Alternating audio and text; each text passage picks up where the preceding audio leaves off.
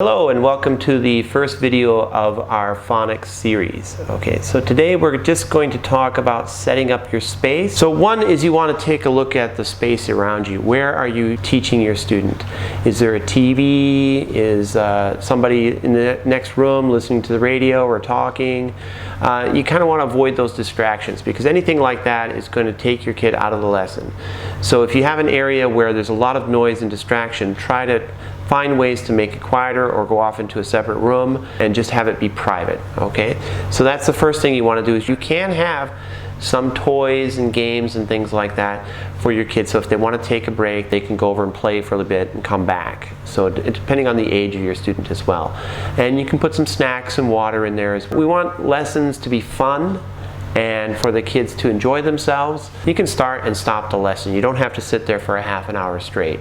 You can just do the lesson as the kid is ready for it, 5 minutes at a time, take a break, play for a little bit, come back and do it again. Now, as far as our area goes here, we want to make sure that we have everything we need for our writing lesson before the child walks into the room. So set up your snacks, your water, set up your toys and games, set up the table, whiteboard, anything else, materials that you're going to be using, flashcards, set all that up before you even have the kid enter the room. Okay, if you tell a child to come in, sit down and wait, then they are going to get a little bit fussy. Okay, I take erasers off all the pencils. We don't really need erasers, okay? We love mistakes. We do keep an eraser for mom and dad or the teacher, but this is for adults. Erasers are for adults at first, okay? Okay, now let's start out with our book here. We are going to start by writing our name. Now, we're going to write on the line here, okay? And the first thing we're going to do is we're just going to give the kid a pencil and see how she does, okay? So, here. You just want to see what they can do. This will help you evaluate where they are, and it will give you an idea of what needs to be worked on. Okay, good.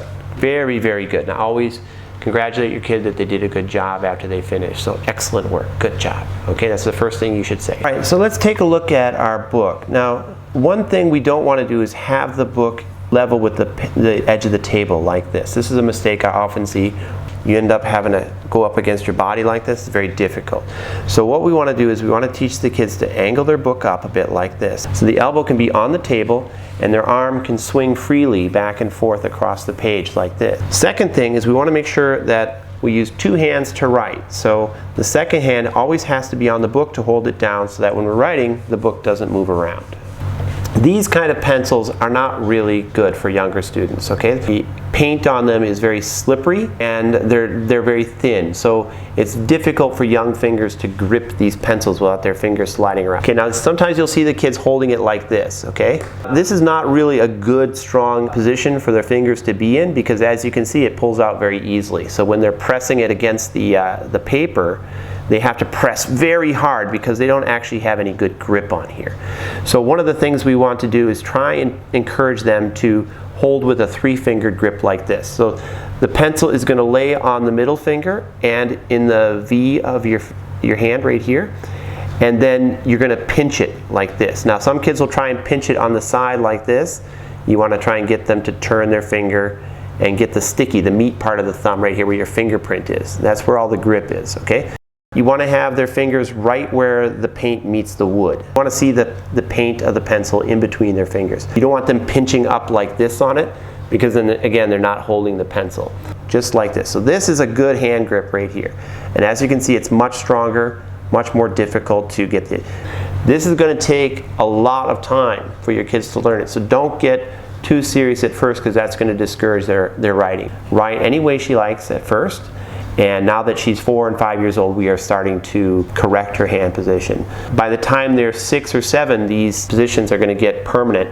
And so we want to correct it before they turn 6. Now one of the things you can do to help that out is you can get these little rubber things to help with the finger position. You can buy these and just put them on your pencil. Some of the stores will have these kind of pencils that are triangular and a little bit thicker. And they have bumps in them to make it easier to grip them as well. you will need a bigger sharpener for those. Now she has written her name here, so I'm going to talk to her about how she wrote her name. First off, very good. She's got a mommy letter for the first letter of her name and then baby letters for all the other letters. Good job. Okay, now I'm going to write it again, so I'm not going to mess this up at all. She did just fine here. A lot of times they'll write up here on the second line up here. Don't worry about that. We're going to correct it. Now, Nissa, when you're writing, I want the mommy letter to be nice and big and tall like this. And then baby letters take up one line like this here. S, S, and then a circle for the A. And the circle is going to touch the top and the bottom and down. So I'm going to show her how to write it, and then I'm going to ask her to do it again one more time. Okay, get your hand on the book. There we go.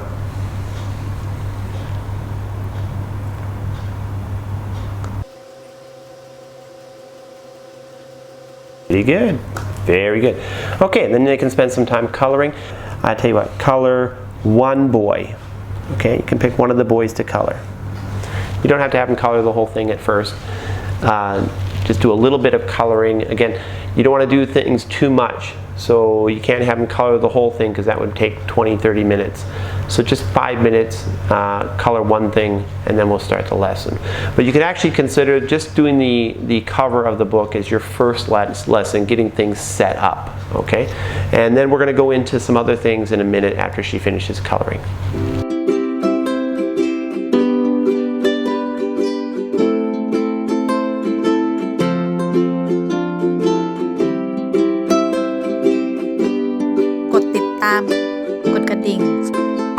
Follow ไลค์และแชร์เพื่อที่จะได้ไม่พลาดคลิปของเราและสนับสนุนพวกเราได้ที่ patreon.com/meloncase หรือ meloncase.net นะคะ